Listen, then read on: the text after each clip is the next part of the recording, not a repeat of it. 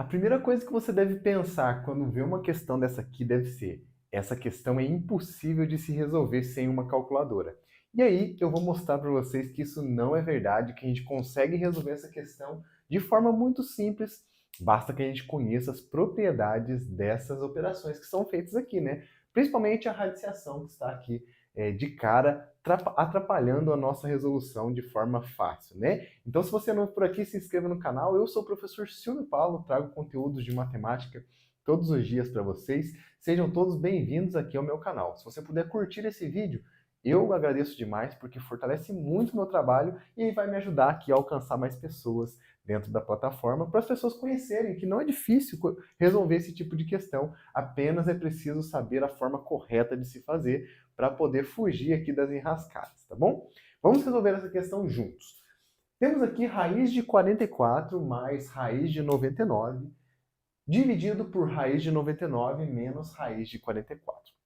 Parece ser muito impossível, por que eu disse isso para vocês logo no começo? Essas raízes que estão aqui, elas não são raízes exatas. Você sabe que o 44, ele não tem raiz exata, o 99 também não tem raiz exata. Então a gente necessariamente, né, precisaria de uma calculadora se quiséssemos calcular, por exemplo, a raiz de 44, ou fazer uma aproximação, que também dá certo.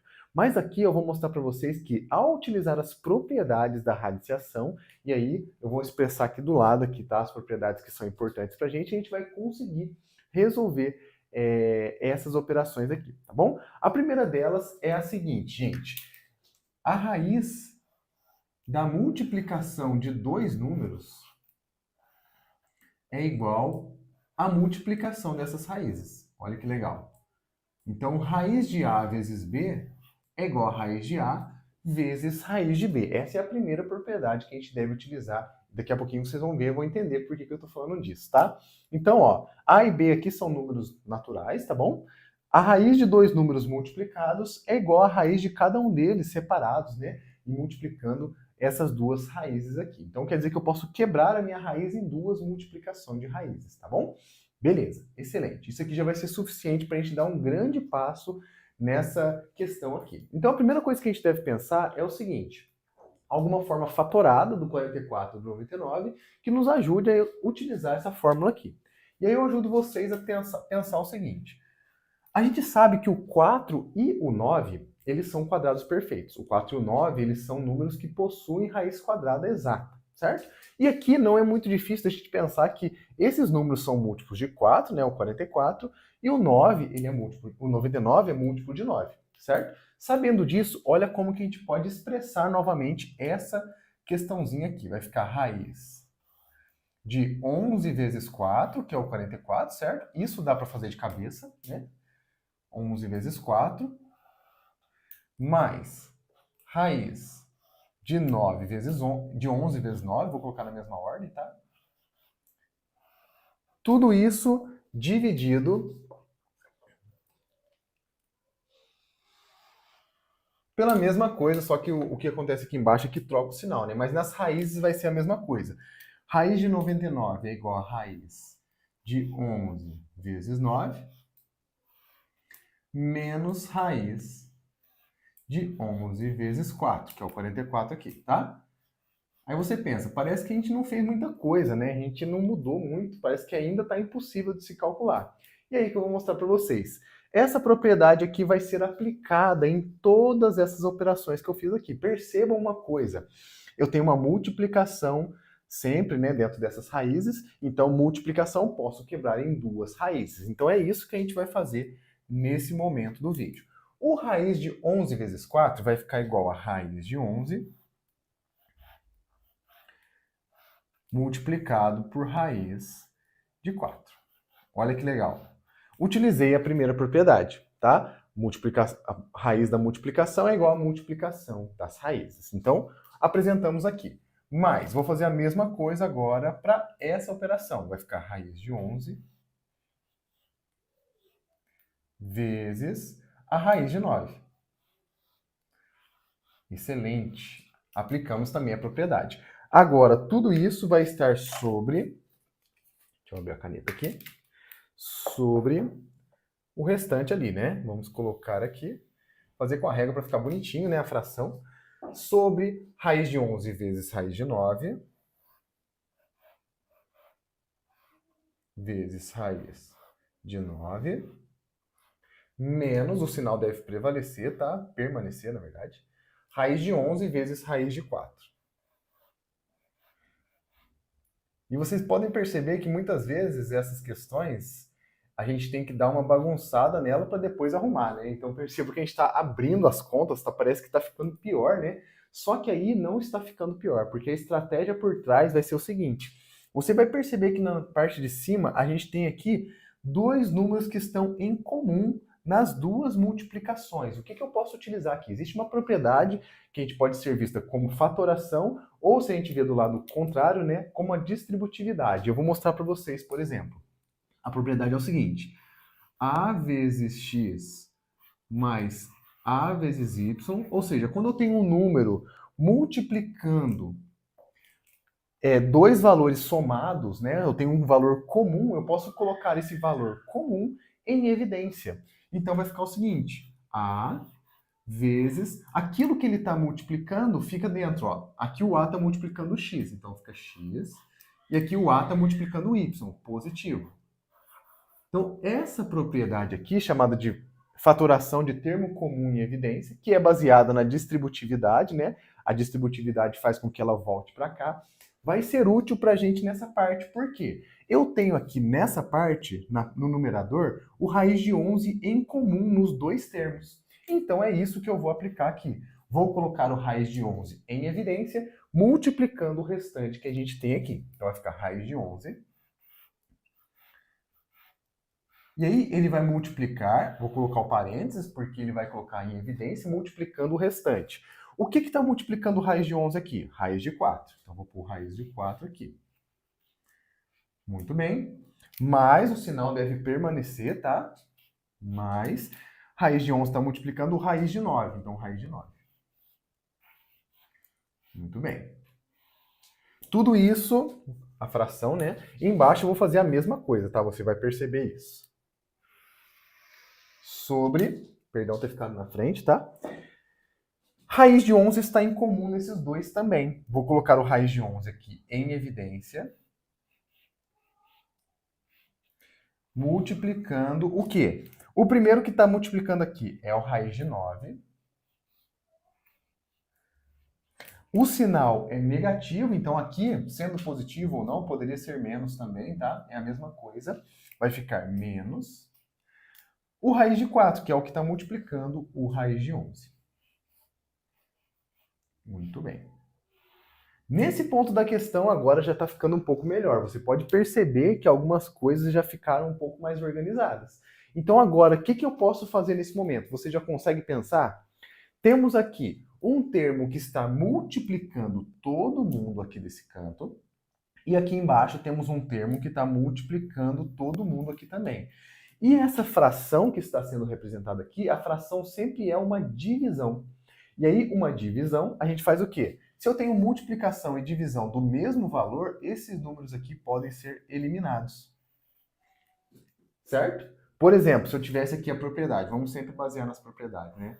A vezes x sobre a vezes y. Ou seja, um mesmo elemento multiplicando em cima e embaixo. E por que isso pode ser cortado?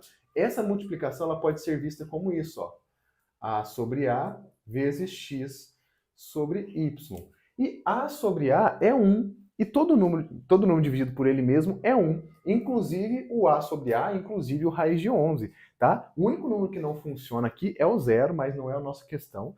O único número que não dá zero é o zero, que não dá 1 é o zero sobre zero. Mas não é o caso, isso é um assunto para um outro vídeo, tá? Mas sendo a sobre a, isso aqui é igual a 1. E é por isso, né? 1 vezes qualquer coisa é ele mesmo, então ele não faz diferença. Por isso que eu posso cortar raiz de 11 com raiz de 11. Então esse aqui, o resultado é x sobre y. Beleza. Então o nosso x e o nosso y, né, que está representando naquela forma, são esses elementos que estão entre parênteses aqui. Então o que vai sobrar para a gente? Raiz de 4 mais raiz de 9. Tudo isso sobre, acho que aqui dá para fazer com a mão, menorzinho, não tem problema de sair torto, né? Raiz de 9 menos raiz de 4. Muito bem. Agora, você que já conhece raiz quadrada, já tem esse domínio, você já sabe a resposta. Por quê? Essas raízes que apareceram, na verdade, que sobraram aqui na nossa questão, o 4 e o 9, eles são quadrados perfeitos. Então, quer dizer que o raiz de 4 tem uma raiz exata, tem um valor numérico natural, que é resultado dessa raiz, e o 9 também. Existe um número natural que, elevado ao quadrado, é igual a 9. E esses números são eles, o 2 e o 3. Porque, por exemplo, 2 ao quadrado é igual a 4, certo? Portanto, eu posso dizer também, né, vou fazer uma setinha aqui, a raiz quadrada de 4 é igual a 2. E uma justifica a outra, né? 2 ao quadrado é 4 e raiz de 4 é 2. Beleza, a mesma coisa funciona para o 9, porque o 9 ele é 3 ao quadrado. Então, por outro lado, raiz quadrada de 9 é igual a 3. Logo, eu posso substituir nesses lugares aqui aqueles valores naturais. Então, vai ficar para a gente. Raiz do 4 é 2. Então, vai ficar 2. Mais raiz quadrada de 9, que é 3. Tudo isso sobre raiz quadrada de 9, que é 3. Menos raiz quadrada de 4, que é 2. Muito bem. Tem que permanecer o sinal de menos aqui, tá? Agora ficou uma brincadeira de criança aqui, né, gente? 2 mais 3 é 5. 3 menos 2 é igual a 1. E todo número dividido por 1 é ele mesmo. Então, 5 sobre 1 é igual a 5. E olha que legal, gente. Essa daqui é a nossa resposta. Você conseguiu encontrar esse valor nessa expressão numérica desde o início? Você esperava encontrar um número tão simples assim que resolve essas operações todas? Deixe nos comentários se você conseguiu. Se você gostou desse vídeo, já aproveita para curtir também, porque se você ainda não curtiu, manda aquela moral para mim, porque vai ajudar bastante. Se inscreva no canal, se você for novo por aqui, e chame mais gente, convide aí pessoas para poder assistir o vídeo aqui do professor. Mande no WhatsApp, mande aí no Instagram o link para o pessoal vir assistir também. Essas questões são questões que a gente vê aí geralmente na internet acontecendo, dos professores postarem, e muitas vezes gera alguma intriga na hora de responder ali as alternativas, porque as pessoas não entendem como que funciona esse tipo de questão. Meu objetivo nesse vídeo é ensinar vocês a entender e traçar alguma estratégia para tentar resolver esse tipo de questão. A minha primeira proposta para vocês é o seguinte: tente resolver tanto essa questão, né? Janeiro é 7, fevereiro é 9, março é 5, abril é 5, maio é quanto? Se acontece todas essas coisas, quanto que eu posso concluir então para maio? Deixe nos comentários. E também a segunda questão: se meu carro é preto, meu caminhão é vermelho, então meu ônibus vai ser qual cor? Azul, amarelo, branco ou verde? Deixe nos comentários as duas questões e venha comigo acompanhar a resolução. Vou explicar detalhadamente como se chega a uma conclusão dessas questões aqui na hora de se resolver.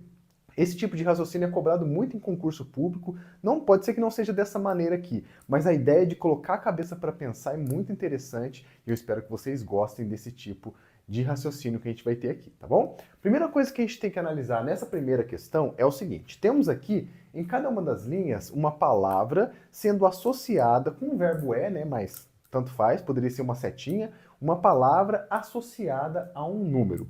E aí a gente percebe que isso acontece 4 vezes como uma definição, né? Por exemplo, janeiro é 7, está definido, janeiro é 7. Fevereiro é 9, março é 5 e abril é 5. Todos esses valores já estão definidos. A partir dessa lógica, e é por isso que a gente chama de raciocínio lógico, né? A lógica que segue todas essas associações de palavras com números, a gente vai ter que aplicar também com a última. Então, o objetivo na questão, primeiramente, é descobrir qual lógica que está sendo utilizada para poder se concluir que, por exemplo, janeiro é 7, que fevereiro é 9 e assim por diante, beleza? E aí, depois que a gente descobrir essa lógica, é só aplicar a mesma ideia para o maio e a gente descobre a resposta dessa questão. Então a gente tem algumas estratégias para pensar. A gente está trabalhando com matemática e tem número envolvido. Então a gente tem que utilizar alguma forma de pensar as palavras e os números que estão sendo associados matematicamente. E para isso a gente vai tentar olhar muitas vezes, né? Pode ser que não seja o caso aqui, mas a gente vai olhar, por exemplo, para a primeira letra, para a quantidade de vogais, para a quantidade de consoantes. Esse tipo de estratégia é muito interessante. Então, quando você vê uma questão desse tipo, já comece ali a fazer esse tipo de análise que vai te ajudar de alguma forma. Fazendo esse tipo de análise, você vai tentar encontrar, então, os valores que estão sendo associados. A lógica está por trás de alguma dessas formas de montagem da questão. Essa questão é muito interessante. Se a gente for olhar para as primeiras letras, não tem muito sentido, né? O J está relacionado com 7, será? A, B, C, D, E, F, G, não, H, I, J. O J é a 10ª letra. Não tem nada a ver com 7. Muito menos porque abril é a primeira, o A é a primeira e está relacionado com 5. Então, a primeira letra está relacionada com o número dela, não tem sentido para a gente. Outra forma da gente pensar poderia ser pensando no sentido das palavras, né? Estamos relacionando os meses do ano. E aí, os meses do ano têm uma ordem, né? Primeiro, segundo, terceiro e quarto mês, né? E depois temos o 5º mês. Só que se a gente olhar para essa lógica, aqui não tem muito sentido, né? O primeiro mês está relacionado com 7, o segundo com 9, depois volta para 5. Essa lógica não foi útil para a gente aqui. Então, uma forma da gente tentar descobrir, agora já direcionando para a nossa resposta, a relação entre essas palavras e esse número é a quantidade de letras. Essa é uma coisa interessante que a gente consegue contar com os dedos aqui, né? 1, 2, 3, 4, 5, 6, 7, por exemplo. Encontramos a primeira vez o número 7 associado a janeiro. Então, pode ser que seja essa a nossa resposta. Será que é? Para valer essa lógica, tem que valer para todas as outras palavras e números que estão sendo associados. Se valer para as 4 que estão definidas, a gente aplica na última e acabou, tá bom? Então vamos ver. Janeiro tem aqui 1, 2, 3, 4, 5, 6, 7. A gente verificou. Ok. Número de letras está relacionado com o número que está sendo aplicado ali nessa palavra. Beleza, na primeira funcionou. Na segunda, será que tem 9? Vamos ver. 1, 2, 3, 4, 5, 6, 7, 8, 9. Opa! Verificado também. Beleza. Ah, eu já posso concluir? Ainda não, porque tem as duas últimas palavras. Se caso furar essa definição para as duas últimas palavras, né, essa lógica, não vai poder ser aplicada na última. Então, vamos verificar. Março, 1, 2, 3, 4, 5. 1, 2, 3, 4, 5, verificado. E por último, abril, 1, 2, 3, 4, 5, verificado também. Então, o que acontece quando a gente faz essa análise e deu certo para todas as palavras e números? A gente vai concluir que a associação feita aqui, né, em todos esses valores, em todas essas linhas, foi o número de letras está sendo associado ao número que está sendo aplicado. Então, 7 letras, número 7, 9, 9, 5, 5, 5, 5. Então, basta que a gente conte o número de letras da palavra maio e associe o número que é o número de letras da palavra maio com essa palavra. Se a gente contar, 1, 2, 3, 4 letras da palavra maio. Portanto, maio é quanto? Aqui eu não consigo apagar, né? É 4. Essa daqui é a resposta do primeiro desafio. Deu para você entender mais ou menos como que funciona esse tipo de questão? As estratégias que a gente traça para poder encontrar essa resposta? Essa foi a maneira que eu encontrei, né? Essas análises que eu fiz. Se você encontrou alguma outra lógica que funcione aqui também, deixe nos comentários para a gente ver se tem alguma outra lógica que pode ser válida para todas essas palavras aqui, inclusive para a palavra maio, tá bom? Essa foi a primeira questão. Agora, vamos para a segunda questão. Dê uma olhadinha nela e vamos ver como que se resolve. Olha lá. Meu carro é preto, meu caminhão é vermelho, então meu ônibus é. Percebam que temos aqui, gente, nessa aqui, uma frase que já vai nos ajudar melhor ainda na lógica de se resolver. A condicional aqui, né, se, vai ser muito importante. Por quê? Não sei se meu carro é preto, se meu caminhão é vermelho, mas ele pergunta assim, ó, ele faz uma condicional. Ele supõe, se meu carro for vermelho, né? Se meu carro é vermelho. Então essa aqui é uma condição, pode ser que não seja verdade, mas e se for? E se o meu caminhão for vermelho? E se o meu carro for preto? Se acontecer essas duas coisas com as mesmas lógicas, então o ônibus deve respeitar essa mesma lógica. Então a gente vai tentar observar essa lógica e aplicar na palavra ônibus também. Então algumas estratégias novamente para esse tipo de questão. Outra coisa que a gente tem que pensar, assim como na questão anterior, tentar associar de forma matemática esse tipo de palavra. As palavras que eu deixei destacada para a gente aqui para se dar um enfoque maior naquilo que a gente quer entender. A palavra carro está associado com a palavra preto. A palavra caminhão está associado com a palavra vermelho. E a palavra ônibus vai estar associada com a mesma lógica, essa é a parte mais importante, com uma dessas palavras aqui, beleza? Vamos fazer essa análise para a gente tentar descobrir. Uma das formas que eu já vi algumas questões desse tipo resolvendo é olhando novamente para a primeira letra, né? C relacionado com P, C de novo, opa, relacionado com V, não teve muito sentido, né? Se fosse usar essa mesma lógica aqui deveria ter uma cor que começasse com a letra P também, né? Prata, por exemplo. Se fosse caminhão, carro preto, caminhão prata, opa, todas as palavras começam com P, associadas com palavras que começam com C, poderia ser essa lógica. Mas não acontece aqui, então a gente já pode eliminar essa nossa opção. Outra forma poderia contar o número de vogais. Será que isso funciona? Vogais, duas vogais, uma, duas, três vogais, aqui uma, duas, três vogais. Isso pode ser verdade também, pode acontecer aqui, seria uma lógica possível. Mas a lógica que eu pensei para essa questão é um pouquinho diferente, tentando já fazer um link com a questão anterior e analisar o número de letras que compõem cada uma das palavras. Vamos fazer essa contagem? Olha para você ver. A palavra carro, ela tem uma, duas, três, quatro, 5 letras, tá? 5 letras. Vamos anotar aqui, beleza. A palavra preto, que é a palavra que está sendo associada com essa palavra carro, sem muito sentido no que representa essa palavra, e mais na quantidade de letras mesmo, tá? Aqui poderia ser qualquer coisa, né, que a gente pensasse. Temos aqui também 1, 2, 3, 4, 5 letras também. Olha que legal. Uma palavra que tem 5 letras foi associada com outra palavra que tem 5 letras. Isso é ótimo, a gente já descobriu uma coisa interessante. Igualou aqui o número de letras das associações. Será que isso acontece com caminhão em vermelho também? Vamos contar. 1, 2, 3, 4, 5, 6, 7, 8 letras, a palavra caminhão. Vou escrever aqui. E a gente espera que vermelho tenha 8 também. 1, 2, 3, 4, 5, 6, 7, 8 letras também. Olha que legal.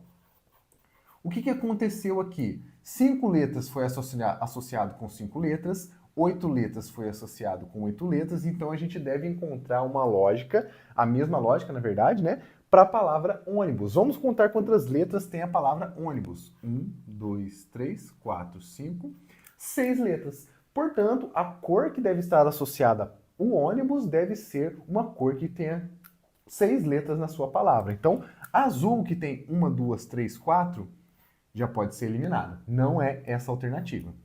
Amarelo, vamos contar. 1, 2, 3, 4, 5, 6, 7. Não pode também.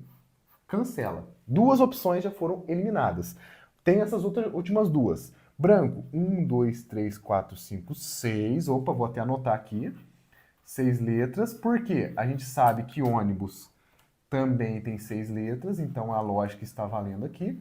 E vamos verificar a última. Se a última não for verdadeira, a gente pode já concluir direto a letra C.